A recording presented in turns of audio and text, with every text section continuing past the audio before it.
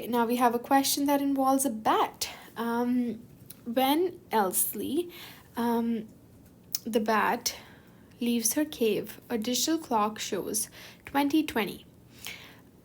After she returns and is hanging upside down, she sees 2020 on the clock again. How long has she been away from the cave? Now, you can see that the key term here is upside down, right? So try flipping the paper, seeing what the time is upside down. It should be 2:02.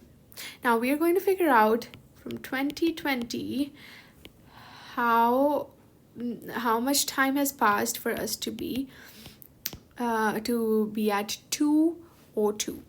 Now this is, again, remember, it's a digital clock, so it's a 24-hour clock, right? That means 24 hours is when the clock resets.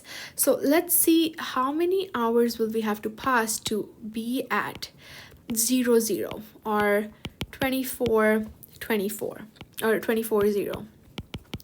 So to go from 20 to 00, we will have to do plus 40 minutes.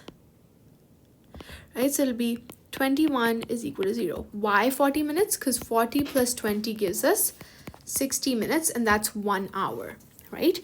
Now, to go from 21 to 24, that'll be plus 3 hours, right?